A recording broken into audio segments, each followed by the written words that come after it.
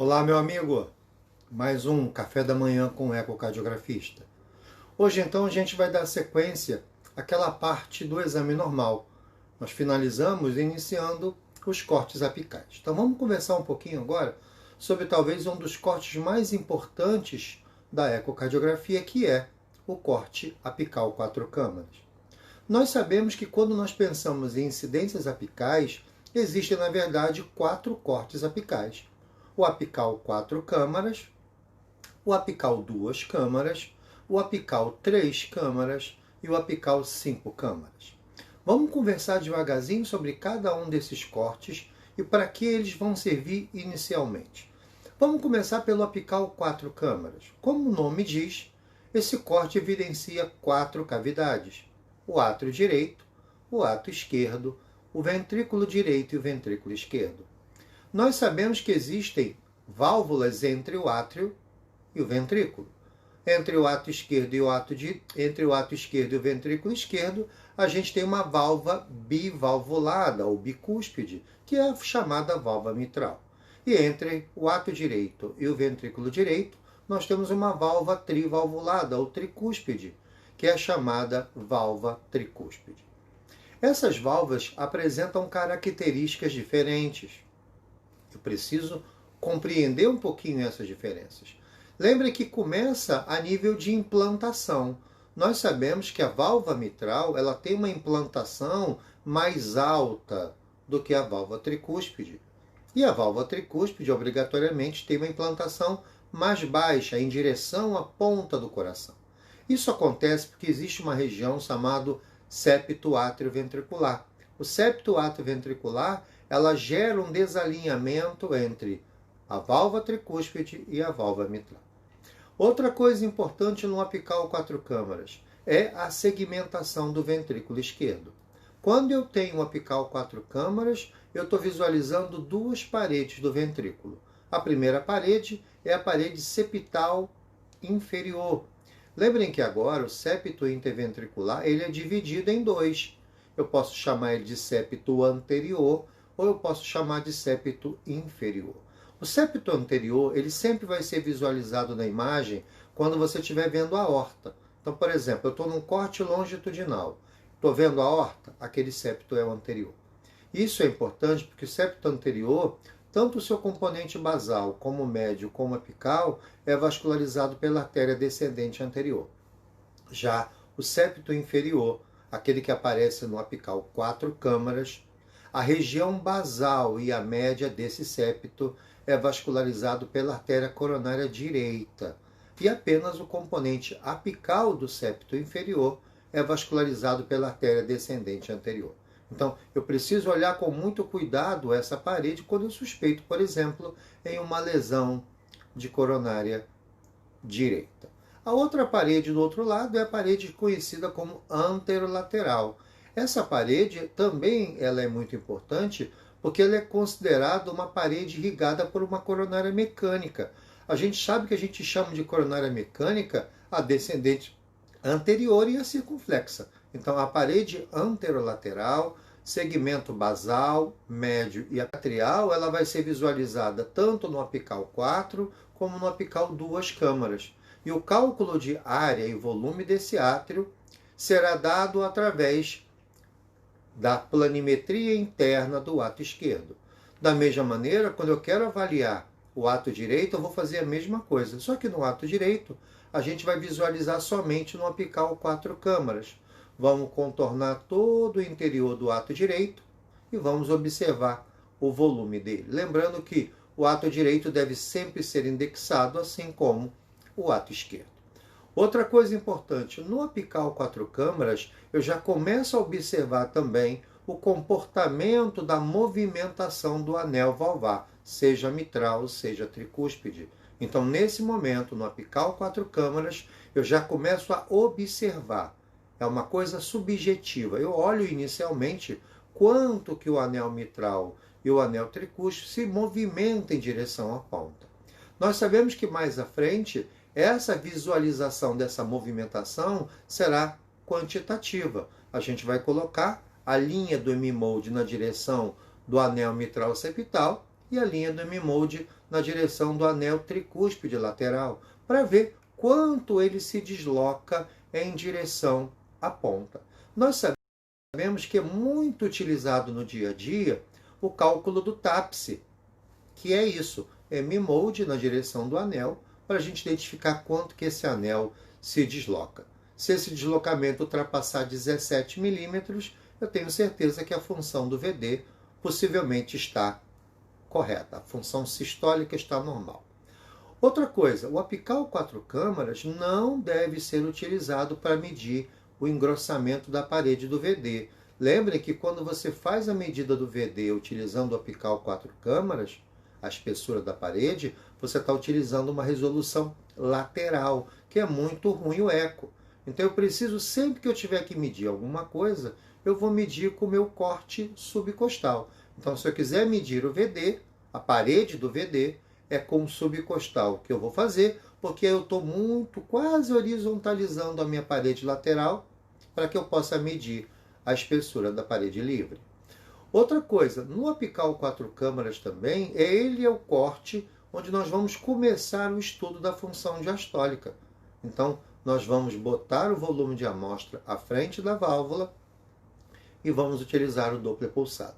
Dessa maneira, eu vou calcular a relação E sobre A, vou calcular o tempo de desaceleração da onda E mitral, e nesse momento eu também já vou observando quanto tempo de diástole eu tenho. Prestem bem atenção, existe uma doença chamada dissincronia átrio-ventrículo. O que é dissincronia átrio-ventrículo? É toda vez que o tempo de diástole é menor do que 40% do tempo do ciclo total. Então você vai fazer o teu fluxo mitral, vai ver quanto tempo demora a diástole e quanto tempo demora todo o ciclo cardíaco, sístole com diástole. Se eu tiver menos que 40% do ciclo identificado na diástole, isso chama de sincronia atrioventricular, ok? Então, já nesse momento, rapidamente, você identifica se existe ou não esse fenômeno de alteração da sincronia entre o átrio esquerdo e o ventrículo esquerdo. Então vejam que o apical 4 câmaras, às vezes muito rapidamente visto pelo ecocardiografista, ele tem muitas informações que ele pode nos oferecer. Ok? Vendo agora o apical 4 câmaras, eu observo que existe uma drenagem dentro do átrio esquerdo. As veias pulmonares drenam na câmara atrial esquerda. Então, às vezes, lá coladinho ao septo interatrial, eu vou colocar o meu pulsado dentro da veia pulmonar, e essa veia pulmonar vai me dar um padrão de Doppler. Nós sabemos que o Doppler da veia pulmonar é montado por 3 ondas. A primeira onda é a onda sistólica, a segunda onda é a diastólica inicial e a terceira onda é a contração atrial. Então, a veia pulmonar ela desemboca dentro do átrio esquerdo e o sangue vai subir em direção ao transdutor. Então, a minha primeira onda é uma onda positiva, a onda sistólica. Depois, eu tenho uma outra onda positiva, que é a diastólica, de menor tamanho. E depois, quando o átrio esquerdo contrai na fase de final da diástole, como o ventrículo esquerdo já está quase cheio, existe uma quantidade de sangue que retorna para dentro da veia pulmonar. E aí a gente tem aquela onda reversa negativa, né? Que não deve ultrapassar 35 centímetros por segundo, e a duração dela não pode ultrapassar 30 milissegundos a duração da onda A do fluxo mitral, ok? Então isso, às vezes, você é obrigado a fazer. Com o advento do Doppler tecidual, às vezes, você acaba esquecendo um pouco da minha conhecida veia pulmonar. Nesse momento também do apical 4 câmaras, nós vamos avaliar as velocidades do anel mitral. Obrigatoriamente, pela diretriz nova de diástole, publicada em 2016, nós precisamos avaliar a onda E miocárdica, A miocárdica e S miocárdica, sempre em ambas as posições do anel. Então eu vou colocar no anel mitral septal e vou colocar no anel mitral lateral. Nós sabemos que, segundo a diretriz, a velocidade E miocárdica deve estar acima de 7 cm por segundo no anel mitral septal e acima de 10 centímetros por segundo no anel mitral lateral. Eu obrigatoriamente preciso somar as duas ondas E miocárdica e dar uma média. Então, o ideal é que a onda E miocárdica média esteja acima de 8,5, que nada mais é do que o 7 mais 10 dividido por 2, ok? Então, dessa maneira, eu já tenho a minha E miocárdica. Para que isso vai ser importante? Nós sabemos que existe uma relação chamada relação E mitral sobre E'. Essa E mitral sobre E', ela vai nos dar uma informação sobre as pressões de enchimento da câmara ventricular esquerda. Quando eu tenho uma relação E sobre E' alta, isso significa que as pressões de enchimento do ventrículo esquerdo também estão altas. Observem que isso também será realizado do lado direito. A gente vai falar um pouquinho daqui a pouquinho sobre isso. Então, essa relação E sobre E' média é muito importante. Nós sabemos que antigamente a relação E sobre A tinha um poder enorme na avaliação da função diastólica. Hoje, esse poder que a relação EA tem, ela é dividida com outras variáveis. Então, se deu um poder grande agora a 4 variáveis. A variável da velocidade do anel septal e lateral, a relação E sobre a linha média, o volume do ato esquerdo indexado pela superfície corpórea e a velocidade máxima da regurgitação tricúspide observada com o Doppler contínuo. Então, essas variáveis agora são as variáveis que eu vou utilizar na avaliação da função diastólica. Não tem mais ninguém poderoso do que ninguém. Cada uma dessas variáveis vão somar um ponto.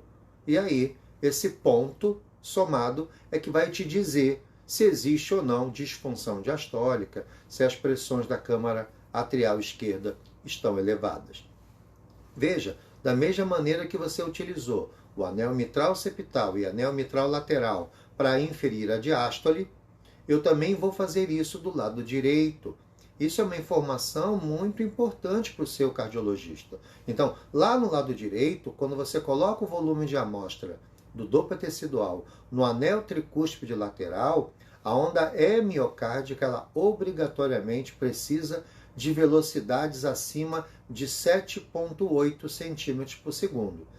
Quando isso não acontece, quando a velocidade de E tricúspide lateral está muito baixa, isso chama a atenção da doença diastólica do ventrículo direito. E aí é importante que vocês façam um segundo passo, que é o cálculo da relação E tricúspide dividido pela E do anel lateral tricúspide.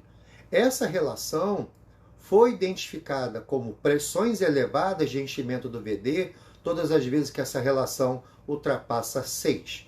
Então hoje nós podemos também acompanhar o comportamento diastólico do ventrículo direito. Uma relação E tricúspide pela E do lateral acima de 6 chama atenção para a gente de elevação das pressões diastólicas do ventrículo direito, ok? Então observem como 4 câmaras é um corte importante para isso. Só que agora, após a realização do 4 câmaras, tendo feito toda essa observação, eu preciso otimizar a minha imagem para o septo interatrial. Nós sabemos que o septo interatrial ele separa o ato direito do ato esquerdo.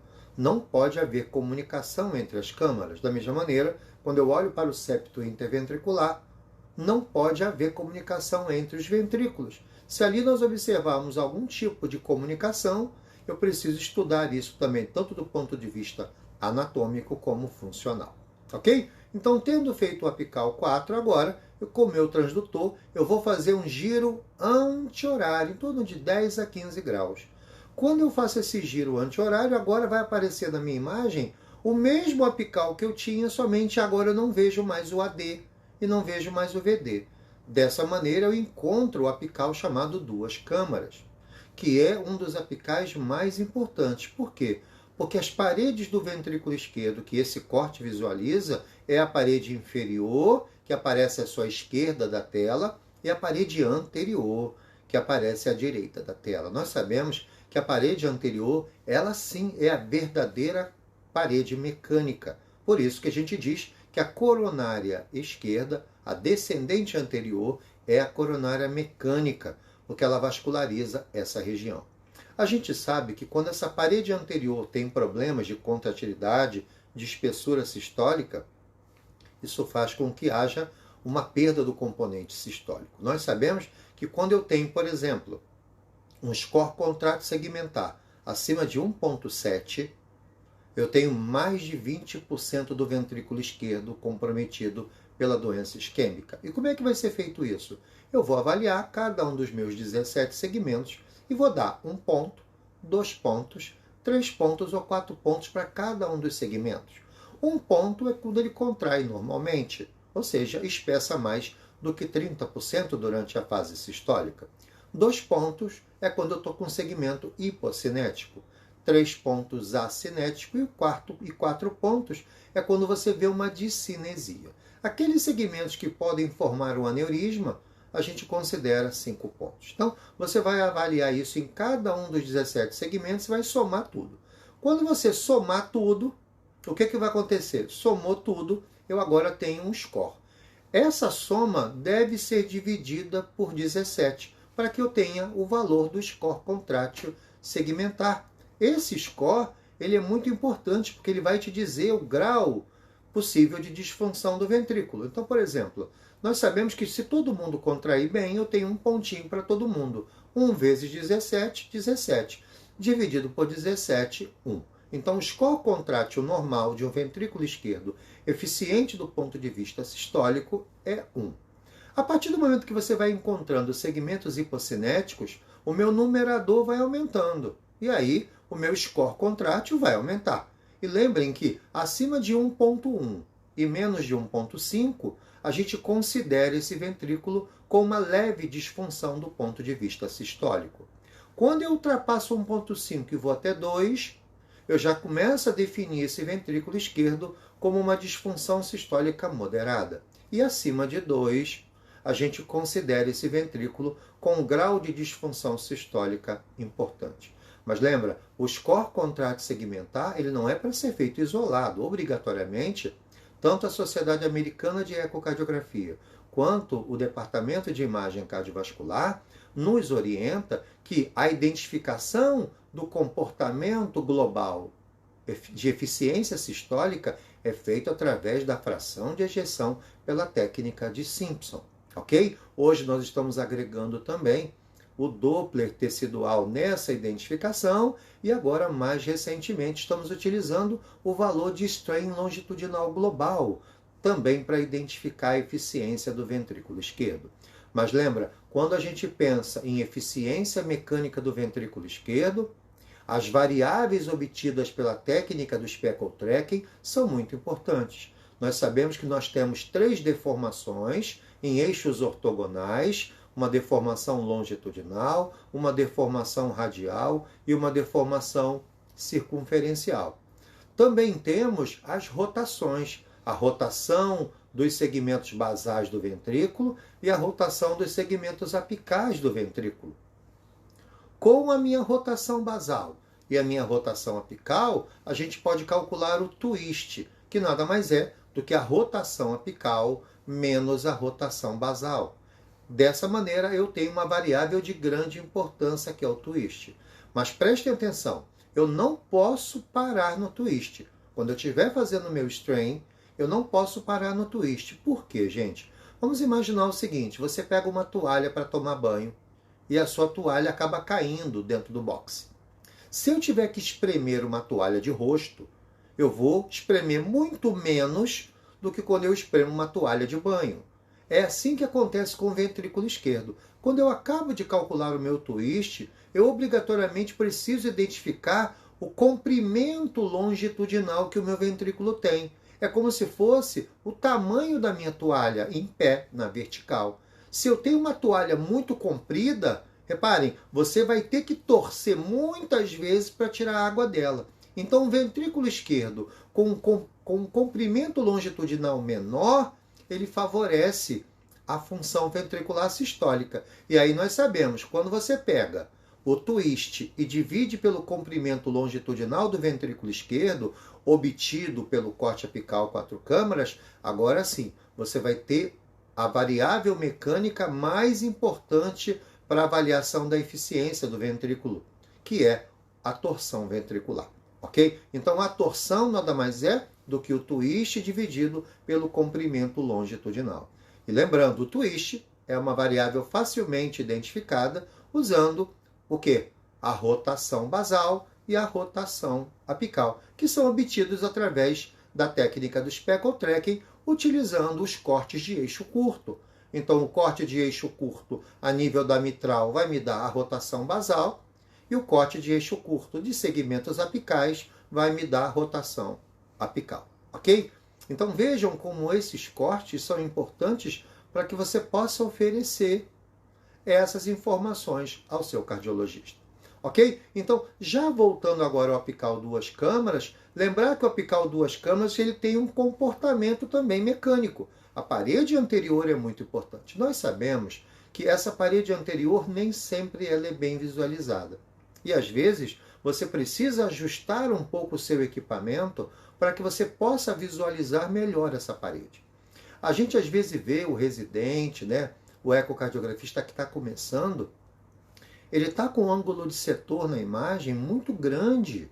Se eu estou olhando para a parede anterior e eu sei que essa parede tem problemas de resolução, a gente sabe que a resolução lateral do eco é ruim, né? Eu vejo muito bem uma coisa em cima da outra, a chamada resolução axial, mas eu vejo muito mal quem está do lado do outro. Ok isso? Então, muitas vezes, eu preciso diminuir um pouquinho o ângulo de setor. Se você não está olhando para o diafragma, por que ele continua na tela do ecocardiograma? Então, diminui um pouquinho o seu ângulo de setor, ajusta a sua profundidade. Nós sabemos que a profundidade que você está utilizando é uma das variáveis físicas que mais ajuda na qualidade da imagem. Quando eu estou vendo coisas muito profundas, o meu feixe demora para chegar lá e voltar. Então isso vai piorar a tua qualidade de imagem. O processador está processando coisas que não precisa. Você não está querendo ver quem está atrás do átrio. Eu estou olhando a parede anterior.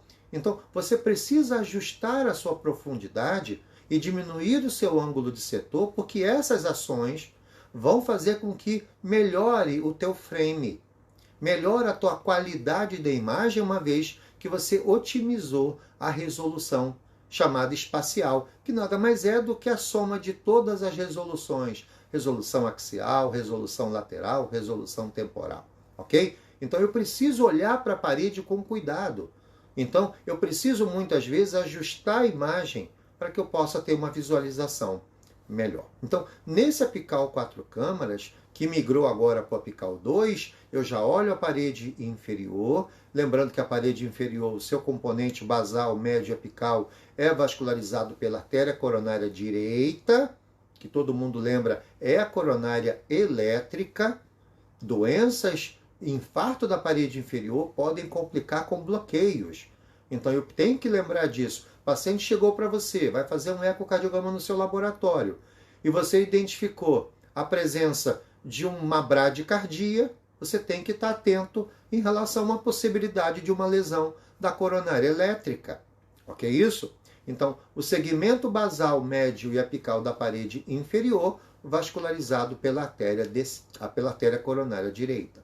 Muito cuidado, porque às vezes pode acontecer algum paciente que tenha a descendente anterior muito longa.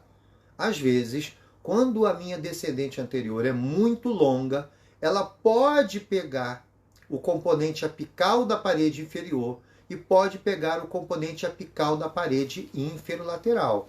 Atenção! Então, naquelas descendentes anteriores muito compridas, às vezes o segmento apical da parede inferior e da parede inferolateral podem ser vascularizadas pela descendente anterior. Apenas essa atenção, tá? Então agora, com o meu apical 2 câmaras, eu agora visualizo que logo embaixo da parede inferior eu vejo uma bolinha. Atenção, essa região não é a região posterior. Se aparece uma bolinha ali, eu preciso pensar em estruturas que são posteriores. E a estrutura posterior que aparece nessa imagem é a chamada seio coronário. O seio coronário nada mais é do que a região de drenagem venosa do coração. E às vezes, quando eu estou avaliando esse seio coronário, eu vejo esse seio coronário dilatado.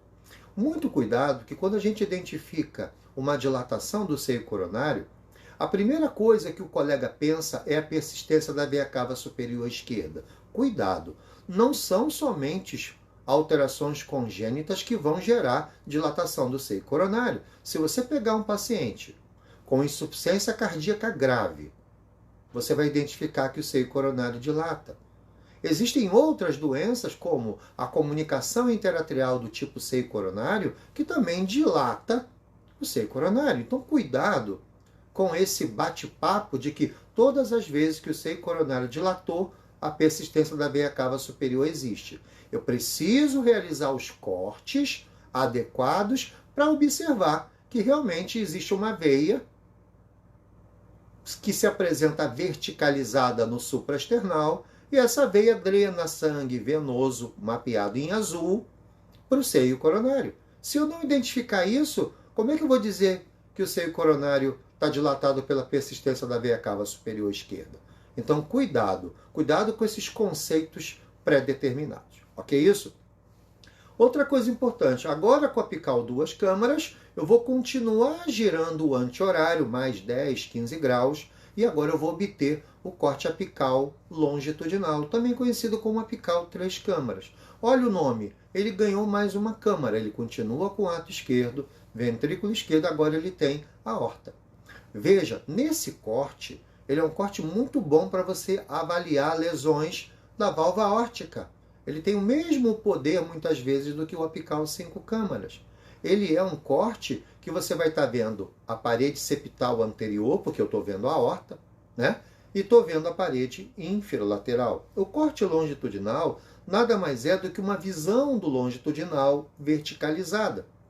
Então, eu tenho os mesmos segmentos. A parede septal anterior, segmento basal, médio e apical, vascularizado pela artéria descendente anterior, e a parede inferolateral, vascularizado pela artéria circunflexa, segmento basal, médio e apical. Apenas com aquele cuidado. Descendente anterior muito longa, pode ser que o segmento apical da parede inferolateral seja vascularizado por essa descendente anterior. Ok?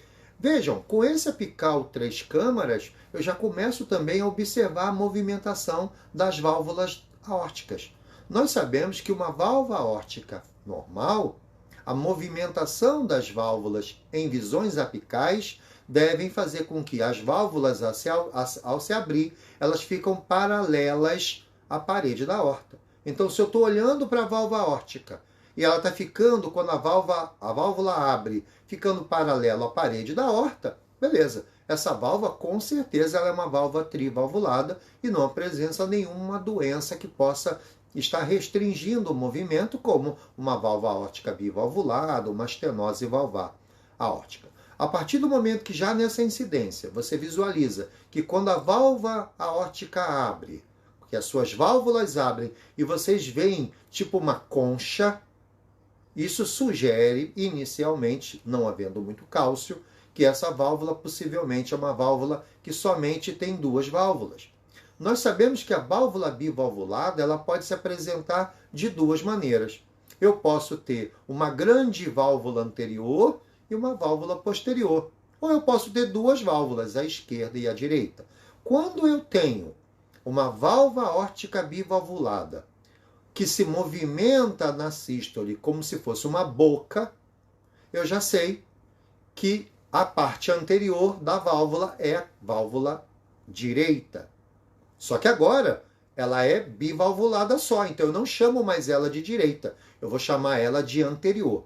Então, numa válvula bivalvulada, em boca de peixe na abertura, eu vou chamar a válvula de cima de anterior e a válvula de baixo, que é menor, posterior.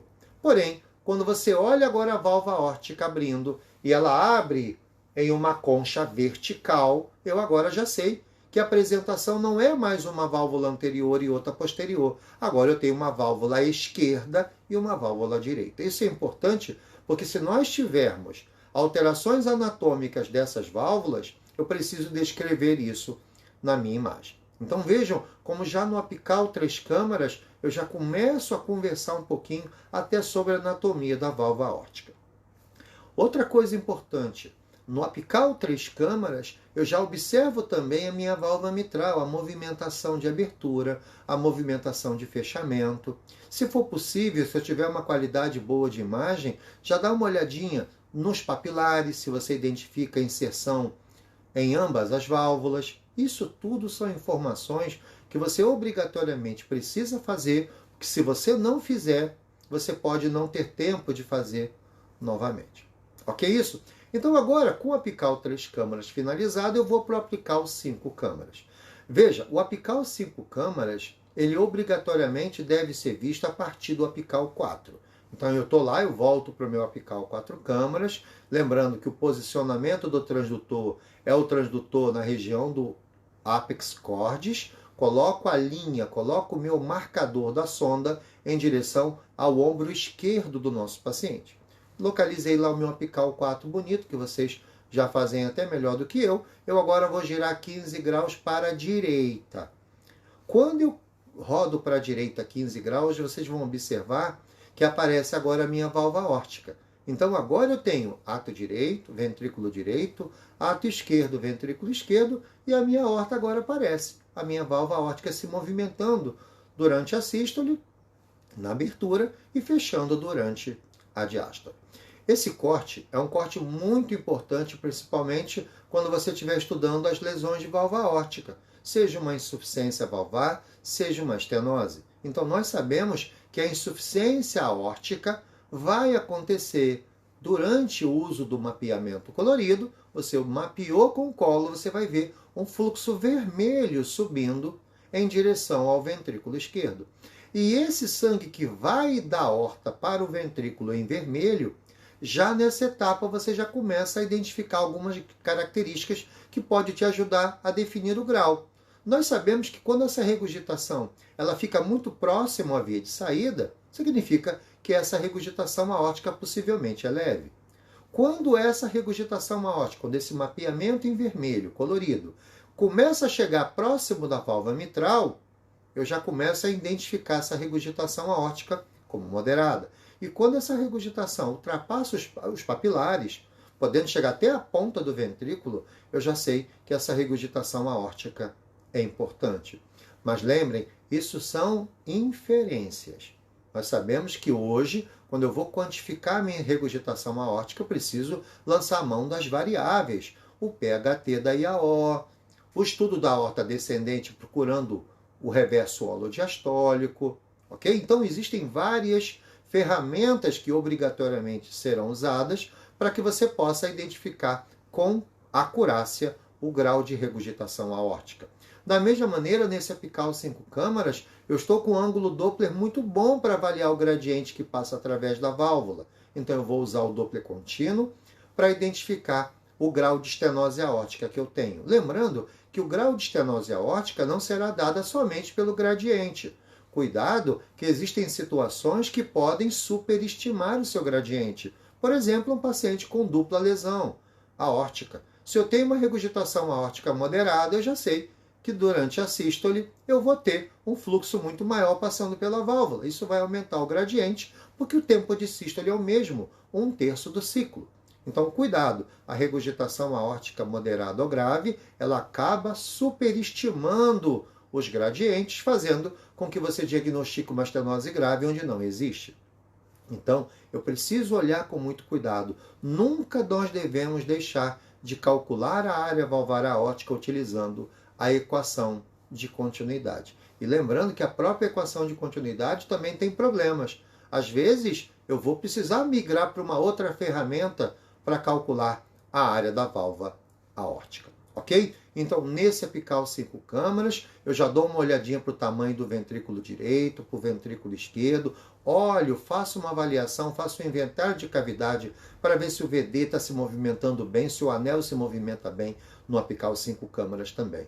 Mas veja, muitas vezes, quando a válvula aórtica está aberta, isso atrapalha um pouco. Então, eu gostaria que todos utilizassem o apical 4 câmaras nessa parte interpretativa de movimentação, seja do anel, seja da movimentação da parede livre do VD e também o comportamento da parede anterolateral do ventrículo esquerdo. Então vejam como os cortes apicais são muito importantes. Eles vão definir comportamento isquêmico, uma vez que se você identifica um segmento hipocinético, isso pode sugerir a presença de doença isquêmica. Outra coisa, há uma necessidade que a gente tire da cabeça que todo componente hipocinético do ventrículo esquerdo está relacionado 100% com isquemia. Nós sabemos que existem outras patologias que podem fazer com que um segmento fique hipocinético e as coronárias são totalmente normais, principalmente agora em período de Covid. Nós sabemos que o vírus, não somente o vírus do Covid, mas também o vírus do HIV, algumas viroses como citomegalovírus, podem gerar problemas de eficiência do músculo. Isso vai chamar miocardite, um processo inflamatório. Às vezes, o vírus, até bactérias podem comprometer a parede muscular do ventrículo esquerdo. Então, cuidado, não é porque é hipocinético que isso é isquemia. A hipocinesia não é uma garantia de processo isquêmico. Outra coisa, quando você vai agregando valores ou ferramentas à hipocinesia, isso vai te ajudando. Por exemplo, eu tenho uma hipocinesia, onde eu identifico uma alteração diastólica, já está chegando mais perto de uma possibilidade isquêmica. Porque nós sabemos que quando eu penso na cascata isquêmica, a primeira alteração que a isquemia gera é uma alteração de perfusão.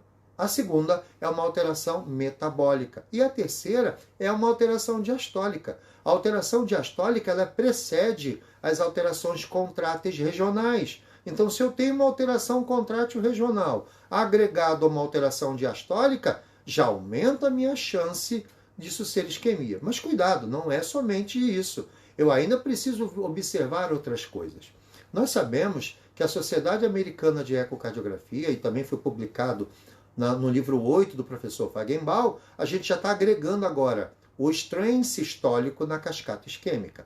Mas veja, o strain sistólico, o strain longitudinal global, ele vai ficar entre a função diastólica e a alteração contrátil. Observa que o strain longitudinal global não ganha da função diastólica. A função diastólica continua sendo o terceiro degrau. Agora, nós vamos colocar um degrau entre a função diastólica e a alteração contrátil. Ali vai entrar o strain longitudinal global.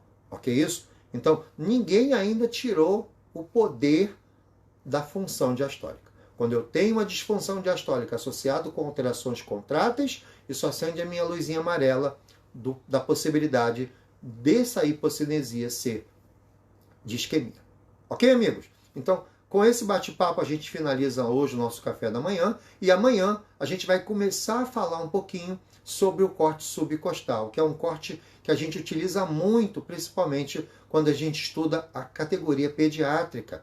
A gente vai lembrar um pouquinho a anatomia de cada corte, para que ele serve, e aí depois, possivelmente na quarta-feira, vamos falar sobre o supraesternal, e aí depois a gente vai entrar com os nossos encontros de manhã, falando das patologias. Vamos iniciar pela estenose mitral, estenose aórtica, insuficiência mitral, insuficiência aórtica, e depois vamos para a aula de prótese. Terminando o módulo valvar, a gente vai fazer o ano inteiro trabalhando o café da manhã com o ecocardiografista, com todas as patologias que o eco pode estudar. Obrigado pela presença de vocês e a gente se encontra amanhã, não esqueçam, às 6h30 da manhã, vamos falar sobre o corte subcostal. Um grande abraço.